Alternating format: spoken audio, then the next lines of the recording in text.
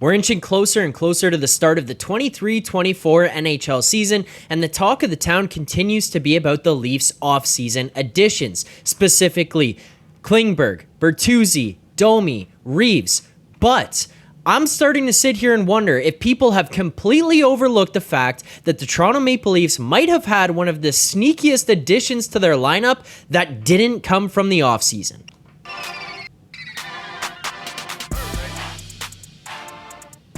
What's up, Leafs fans, and welcome back to Leafs Digest. Yes, we are in the summer and things are a little bit slow around the Leafs. You're not hearing too much coming out of them in terms of news or what the next move might be here in terms of who they're going to sign, trade, move on from, cut, whatever it is. I mean, we're looking at a salary cap situation where the Leafs are, in fact, over the cap, so we are going to have to see some changes, but that's not really my concern right now. That'll get sorted out a little bit closer to the start of the season and training camps. What started to actually pop out to me was the conversation about Matthew Knies and what his impact might be on this team this upcoming season, because I feel like it's not getting talked about enough, actually. We're sitting here talking about how might Bertuzzi affect things? What's Domi's purpose and use going to be on the roster?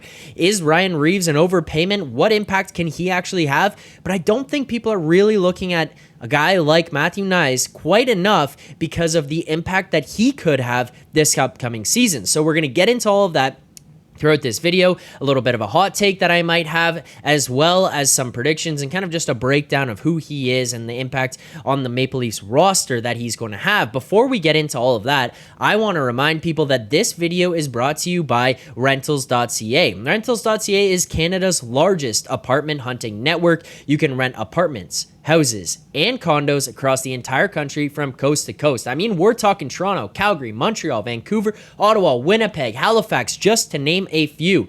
The website is clean and easy to use.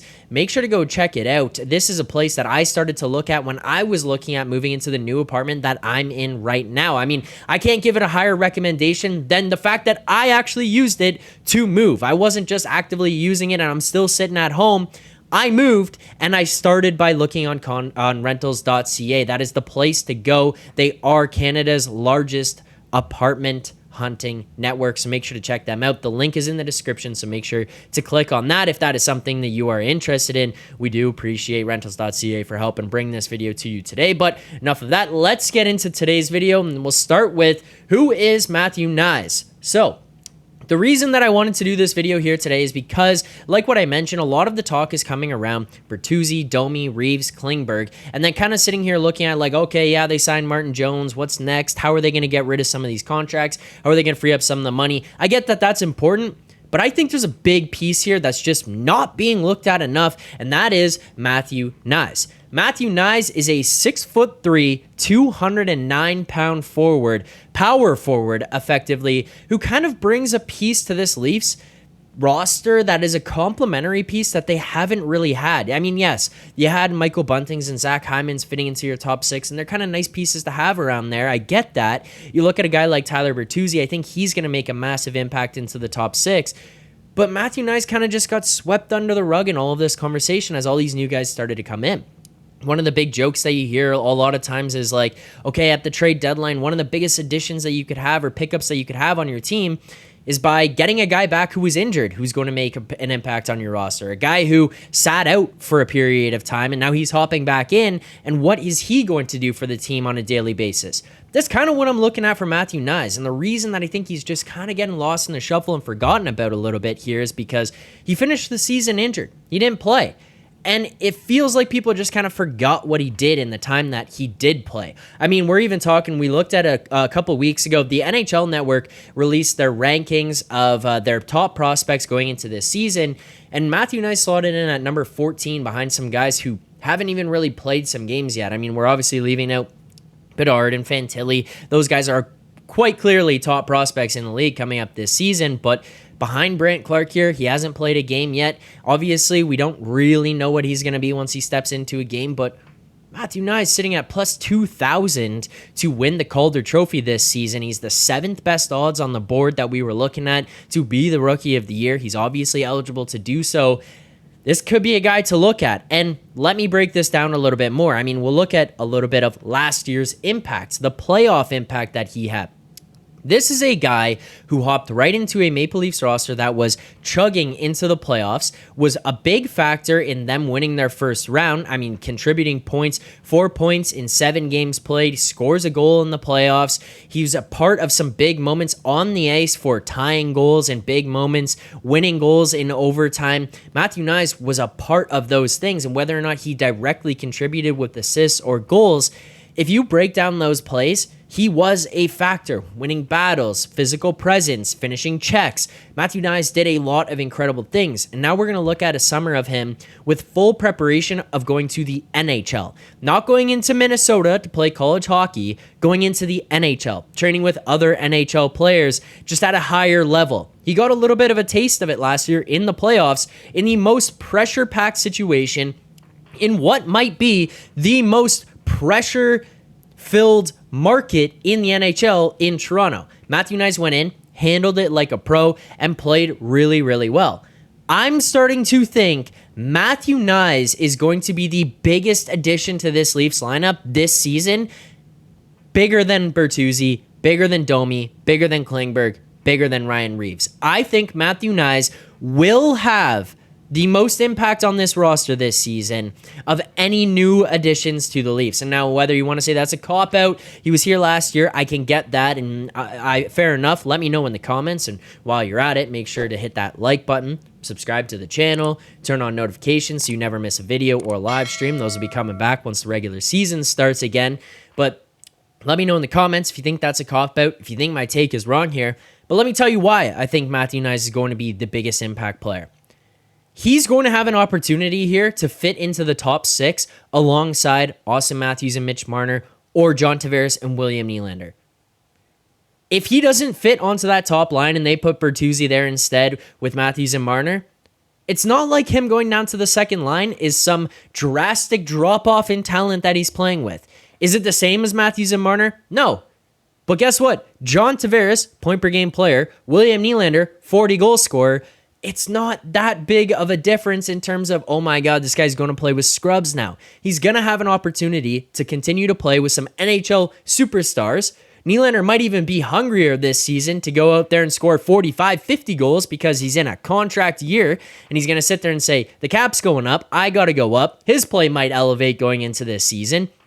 John Tavares, just a consummate pro, continue to roll things over. He's going to live with JT. You might just get extra chemistry there. But I think Knies is going to be the difference maker. The way that he played in the playoffs, the head that he had on his shoulders, the level of confidence that he played with, the awareness that he played with, and just an extra summer of training, given the opportunity that he had to go into the playoffs, getting a taste of the NHL at the highest level of hockey that's played, I think this is going to transition into him having an incredible monster season. And I think he might be the missing piece going into this next year, even more so than guys like Bertuzzi, Domi, Reeves, and Klingberg. Now, here's the final piece that I'm looking at here that I think might be something that really pushes the Leafs over the edge and just drastically changes the way that this team plays.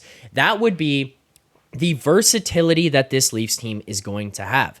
Now, there's going to be a lot of debate surrounding who plays where, who gets put on which line, how do you rotate things around. We know Sheldon Keefe loves to throw everybody into the blender and just mix lines up constantly, but this might be the year that this is actually the most effective.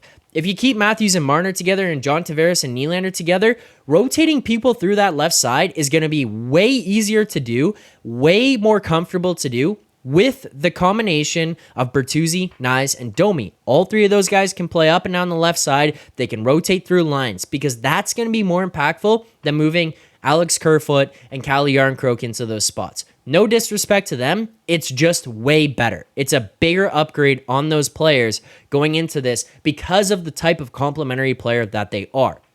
Yes, you can look at models and advanced analytics that are going to sit there and tell you what those players are as individuals, but some of that might not give you the full picture of how they play with other people. Bertuzzi with the Bruins last year in the playoffs was an absolute stud. This was a guy who could create on his own, and going alongside other superstar players, he was able to be an incredible complementary piece to them, the best sidekick that you could have.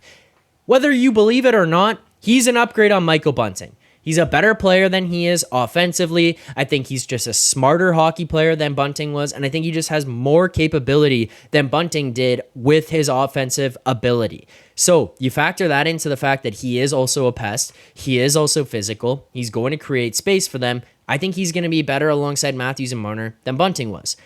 And if Knies doesn't fit into that top role, or you decide actually he's going to elevate past him, putting Bertuzzi down to the second line is just going to make you have probably one of the best second lines in the NHL. Now, here's the other thing. Last year, if your top two wingers aren't going and you can't figure it out and you're swapping them back and forth, putting them with Matthews and Marner, changing lines, whatever, and things aren't working, you're kind of looking down to the third line going, is Sam Lafferty going to play there? Are you going to put Aston Reese, Pierre Engvall before he was traded? Is Yarncroke sliding up? You had all these players that you were kind of looking at going, this might not be the best fit in that spot, and then maybe you deplete some of the rest of your lineup. Well, guess what?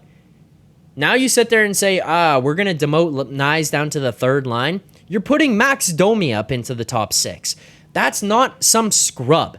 Now, is Max Domi some incredible all-world talent? No, maybe not. But Max Domi is a good player. He's good at zone entry. He's good at making plays, creating offense in the offensive zone. He's good at getting pucks on net, going to the net, and finishing. He's also a little bit of a pest himself. So you're just going to have a rotation constantly of Knies, Bertuzzi, and Domi that you can move through that left side and fit into those spots. And whether you think so or not, I genuinely believe those guys are an impact or are an elevation above Bunting, Kerfoot, and Yarncroke. And now, guess what? You also get to keep Yarncroke in your lineup this year as well. He's not moving on. He's going to be with the team this year. But it keeps away Kampf, Lafferty, those guys from moving up into your lineup and kind of gives you a little bit more of a solid base for guys to rotate through. So, Leafs fans, here's what I'm saying. Plus 2,000, Matthew Knies to win the Calder. I don't know that he's going to win it. I think that if you're going to lean into that situation, the voters are probably going to look towards a guy like Connor Bedard to do it more than those other guys. But the thing that you could ultimately end up having is, hey, maybe Bedard gets injured. We don't want to see that happen. I want to see the kid play, but it happened in McDavid's rookie year. You may get another guy to pop in there and have a crazy season. It could be Matthew Knies if he's playing in one of these top six roles with the Toronto Maple Leafs this year. He might get a little bit of a knockdown on the voting based on the fact they're going to say, oh, look what he played with. And I get that, fair enough, but he is coming in as one of the 7th-ranked rookies by bettors, who are some of the most efficient modelers in the entire world for the NHL for hockey. They're pushing this to plus 2,000, the 7th best odds, saying he's the 7th best choice here. It's higher than the NHL Network's ranking of him. I'm excited to see what he can do, and I think he's going to be the biggest impact for this Leafs team going into this season. I think he can make a difference. I think Matthew Knies is a guy who might put up 65 to 70 points this year. That's my take. Let me know in the comments below your thoughts on it if you agree, disagree. As always, make sure to like, subscribe, turn on notifications if you want to join as a channel member. Be featured in the bar below. You can also join as a channel member. We do appreciate everyone who supports. And finally, make sure to go click rentals.ca, Canada's largest apartment hunting network, if you are looking for a new apartment, house, or condo. Thank you guys so much for tuning in here, Leafs fans. Greatly appreciate it. Look forward to seeing all of you very soon in the upcoming live streams as well. More videos as they come out as we get closer and closer to the start of the season. Thank you guys so much for tuning in. And as always, keep believing.